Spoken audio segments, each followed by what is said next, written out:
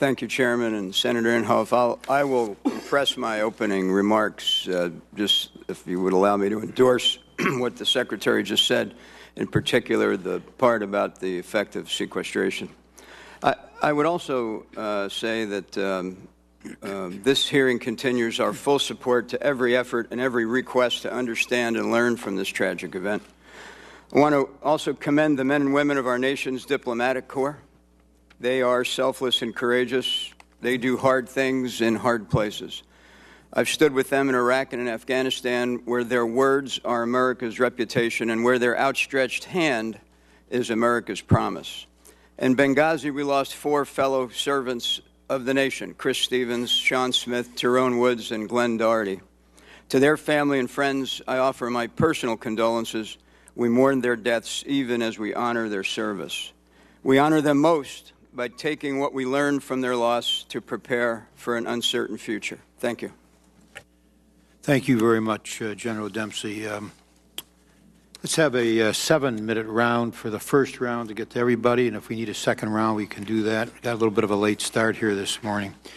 Secretary, you ended up with your plea on sequestration and the need to avoid it, and I totally agree with you.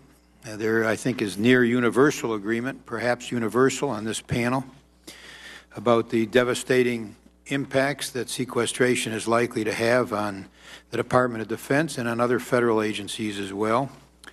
I believe, as you do, that it is incumbent on Congress and the executive branch to work together to avoid sequestration. Toward that end, I, as one member of the Senate, have advocated for a balanced solution to sequestration that includes both revenues and spending cuts. I've suggested a specific proposal that would raise revenues by closing loopholes that some corporations use to avoid taxes by shifting income outside of the United States. I've worked with colleagues and in the Senate on suggested solutions. I will continue to do so, and your clarion call here this morning, I hope it will encourage all of us to work in any way that we can to avoid sequestration. Now, yesterday you spoke at Georgetown, announced a series of steps that the Department will have to take almost immediately with respect to deployments, maintenance, contracts, other obligations if the Congress and the President don't act soon to address the issue. We've received memoranda from other senior Department of Defense officials laying out steps that would have to be taken if sequestration is not avoided. Can you give us a timetable? You've already announced some actions that you're taking, which you're putting in place now, so that even if we can avoid sequestration in the next few days or a week from now or 2 weeks from now, some things are being taken even before the end of February and before we know whether we can avoid sequestration. Can you tell us, first of all, whether or not these actions would be reversible if, in fact, we avoid sequestration in, say, a week from now or 2 weeks from now?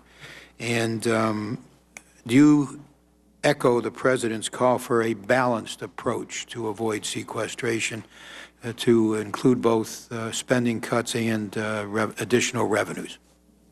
Mr.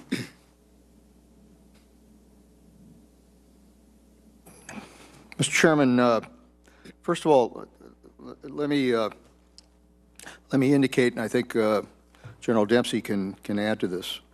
The reason we're having to do this and take actions now is because, you know, we're operating at a spend rate right now that envisions that we would have gotten an FY13 appropriations bill. Unfortunately, we have no FY13 appropriations bill. We've got a CR. But we've been operating, at least in these first months, based on a spend rate that is in line with what we thought we were going to get for FY13.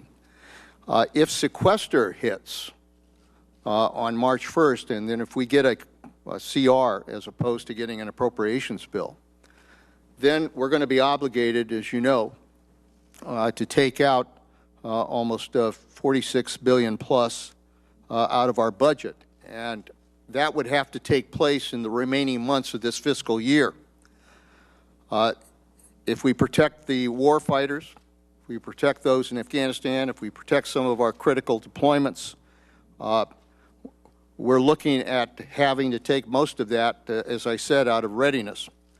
So what we're trying to do is to slow down that rate of spending that's going on, so it will not require as deep a dive as we're going to have in readiness. So what we're doing is, and what I've urged the chairman and the service chiefs, is to take steps to try to implement savings now. We've implemented a freeze on hiring.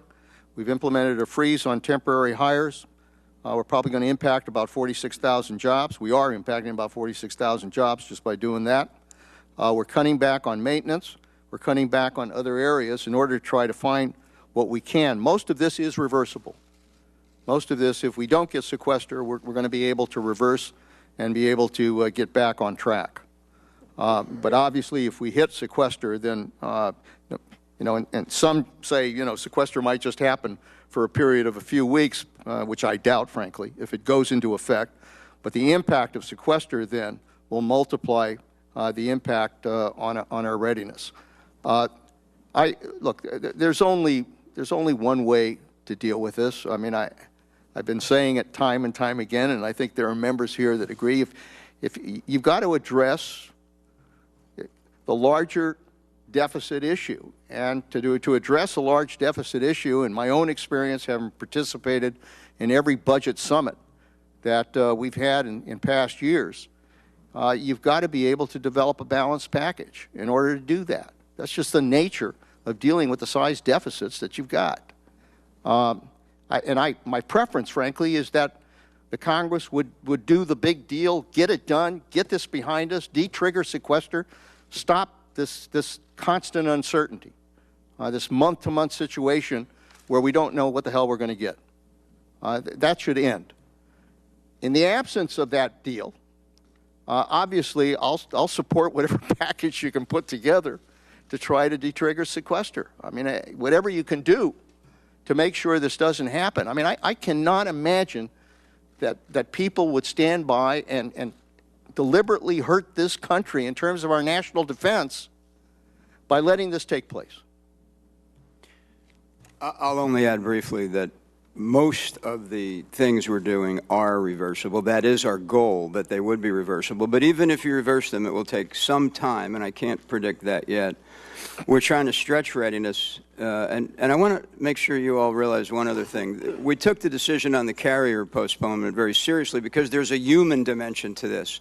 If you're getting ready to deploy, you cancel your rent, potentially you cancel your apartment, you sell your car, you cancel education classes. There's a human aspect to this, and now we postpone it, and they're still there. So the effects are felt, even now.